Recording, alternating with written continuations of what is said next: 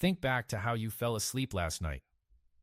If it was flat on your back, arms at your sides, feeling like you'd done everything right, I need you to keep listening, because for a lot of people past 60, that position isn't rest. It's work. That's not a scare tactic. And it's not just some people. It's your neighbor. It's your spouse snoring in the next room while you tell yourself it's harmless. It's maybe you. And almost nobody ever gets told this in a 15-minute appointment, because there's rarely time to talk about how you sleep, only whether you slept. 30 years in internal medicine, the last decade of it spent almost entirely with patients over 60 who came in for something else entirely. Fatigue, blood pressure that wouldn't behave, a flutter in the chest, and left with a conversation about their pillow. I've watched the same quiet pattern repeat itself so many times that I stopped believing it was coincidence. Today I want to walk you through exactly what's happening to your heart while you sleep on your back, why it gets missed so easily, and what an honest, useful next step actually looks like. Here's what I want you to watch for as we go. The part of this that surprises almost everyone, even people who think they know their own body well, is that the position doctors have recommended for decades as the correct way to sleep might be the one working against you the most. It's not about mattress firmness. It's not about pillow height. It's about what happens to your airway the moment gravity gets involved, and what your heart is forced to do about it. You were probably told at some point that sleeping on your back is the gold standard. Good for your spine, good for your neck, the position physical therapists tend to recommend. And for a lot of people, especially younger ones, that's still perfectly true. What almost nobody tells you is that advice was built around spinal alignment, not around your airway. And nobody stopped to ask what happens when you layer an aging airway and a few extra pounds around the neck on top of otherwise correct posture. So let's actually walk through what's going on. When you lie flat on your back, the soft tissue at the back of your throat, your tongue, your soft palate, the muscles that normally hold your airway open, has gravity pulling it backward instead of holding it up and out of the way. In a younger person with strong muscle tone, that rarely causes a problem. But muscle tone in the throat, like muscle tone everywhere else in the body, tends to loosen with age. Add a little extra weight around the neck, which is common and nothing to be ashamed of, and that soft tissue can partially or fully collapse the airway dozens of times a night, often without you ever fully waking up enough to remember it in the morning. That repeated collapsing and reopening has a name: obstructive sleep apnea, or OSA for short. Apnea simply means a pause in breathing. And here's the part that genuinely surprised me the first time I understood it properly in my own patients. It isn't the dramatic choking awake moment that does the real damage. Most people with this condition never experience that the way you'd expect from the movies. What happens instead is quieter, and in some ways, more corrosive. Each time your airway narrows, the oxygen level in your blood dips.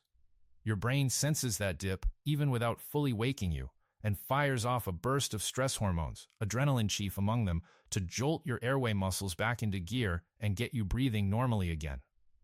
That jolt spikes your heart rate and your blood pressure, sometimes sharply. And it can happen dozens or even hundreds of times across a single night. Your heart, which is supposed to get its one real break of the day while you sleep, ends up doing something closer to interval training instead. Except it doesn't know it's exercising. It just knows it's under repeated strain, hour after hour, night after night. This is where I want to correct something most people have backwards. Blood pressure isn't supposed to stay flat while you sleep. In a healthy pattern, it actually drops. Researchers who study this call it nocturnal dipping, typically somewhere in the range of 10 to 20% overnight, giving your entire cardiovascular system genuine downtime it doesn't get during the day. Studies looking at long-term heart outcomes have consistently linked people whose blood pressure fails to drop that way overnight, sometimes described as non-dippers, with meaningfully higher risk over time for thickening of the heart's walls, irregular rhythms such as atrial fibrillation, and general cardiovascular strain. Back sleeping, when it's aggravating an existing airway problem, is one of the more common and, this is the important part, one of the more fixable reasons that healthy nighttime dip never happens. I want to sit with this for a moment, because it's the piece that took me the longest to really absorb as a clinician, and it's the reason I wanted to make this video instead of another general one about heart health. Large studies looking at sleep and cardiovascular disease over the past few decades, including some of the long-running sleep-heart cohort research done in the US, have repeatedly found that obstructive sleep apnea tracks closely with higher rates of hypertension, atrial fibrillation, and worsening heart failure symptoms in people who already have some heart strain. Sleep specialists have also identified a distinct pattern they call positional sleep apnea, where the severity of someone's breathing pauses changes dramatically depending on which way they're facing, often dramatically worse on the back and meaningfully better on the side. That's not a minor footnote. For a real portion of people, position alone is the difference between a mild, barely their issue, and one that's actively working against their heart every single night. I also want to gently take apart a myth here, because I think it's done more quiet harm than almost anything else in this space. The idea that snoring itself is basically harmless. Just an annoying noise that irritates a partner and nothing more. Snoring on its own, occasionally, usually, is harmless. But loud, consistent snoring, especially snoring that pauses and then resumes with a gasp or a snort, is one of the more reliable outward signs that the airway collapse I just described is actually happening. Treating that as a noise problem instead of a breathing problem is exactly the gap I keep seeing in my own patients, and it's almost always innocent. Nobody sat anyone down and connected snoring to what their heart was doing at 3 in the morning, so nobody had a reason to bring it up at their next appointment. Let me be just as clear about what this isn't, because I'd rather you hear this from me now than feel misled later.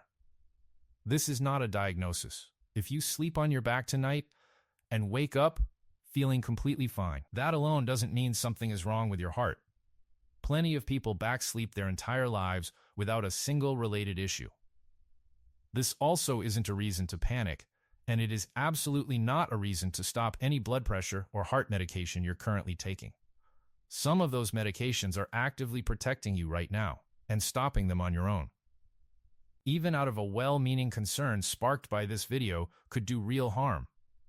What I am telling you is that if certain other things are already true for you, loud or irregular snoring, a partner who's mentioned you seem to stop breathing for a few seconds at a time, morning headaches, blood pressure that stays stubborn no matter how carefully you eat or how consistently you take your medication, or waking up not feeling rested no matter how many hours you got, then sleep position becomes a genuinely useful thread to pull on, one that gets overlooked constantly in routine care. I think of a patient I'll describe as a composite, because these details are drawn from a pattern I've seen play out many times rather than from one single chart. I'll call him Frank, 68, retired, in reasonably good shape by his own account and by most of his numbers. His blood pressure medication had been adjusted twice in 8 months and still wasn't behaving the way it should have. It was his wife, not Frank, who eventually brought up the fact that he'd go quiet mid-snore for what felt like too long, then gasp and start again, sometimes several times an hour.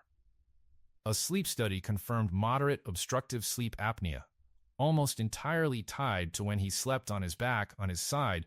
His airway stayed mostly open, and his breathing was close to normal. Between a CPAP machine, a small bedside device that gently keeps the airway open with pressurized air, for the nights he still ended up on his back, and some straightforward training to keep him off that position in the first place, his morning blood pressure readings came down meaningfully within a couple of months, without another medication change. Nobody diagnosed Frank's heart directly. They diagnosed his airway. His heart just happened to be the one quietly paying the bill for it every night until someone traced it back. Quick pause here.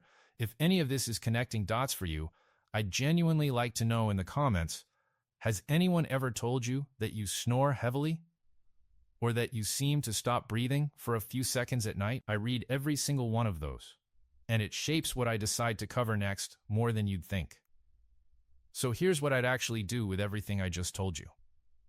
I wouldn't rush out and buy a wedge pillow or a positional device tonight and call it solved, And I wouldn't try to force yourself into side sleeping through sheer willpower alone that rarely lasts, and it isn't really the point. Instead, have a specific, direct conversation with your own doctor. Don't just mention that you're tired. Say plainly that you want to know whether your snoring, your blood pressure pattern, or reports from whoever shares your bed warrant a referral for a sleep study. If a sleep study does turn up something, treatments range from simple positional tools that discourage back sleeping all the way to CPAP therapy. And it's your doctor and a sleep specialist, not a video, who should be guiding which of those, if any, actually fits your situation. This isn't something to self-diagnose from anything you watch online, mine included. It's something to walk in the door already half-asking, so the short amount of time you get in that appointment actually lands on the right question. I want to say the quiet part out loud here, because it's genuinely what frustrates me most about how this tends to get handled. Sleep isn't treated like a vital sign in most routine visits, even though it clearly behaves like one. Blood pressure gets a cuff every single time. Weight gets a scale. Sleep gets a single yes or no question if it gets asked at all, and snoring almost never comes up unless the patient happens to bring it up first. That's not because your doctor doesn't care.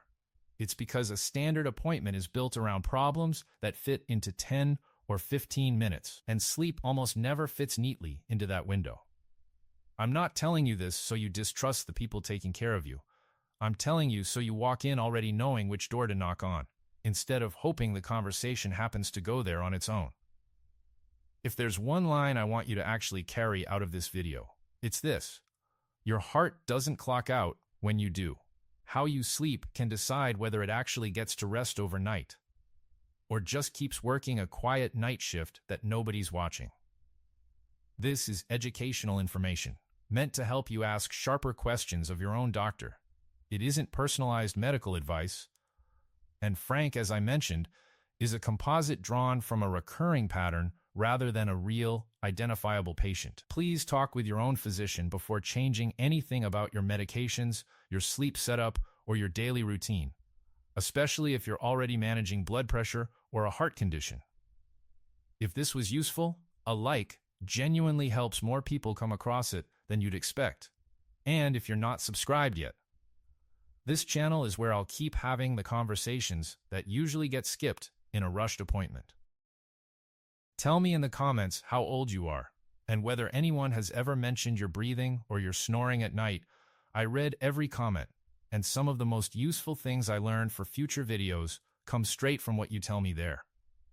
There's one more place your body quietly signals heart strain, in something you'd never suspect. And it surprised even me the first time I actually looked at the research behind it. That's the next video. Stay sharp, and I'll see you there.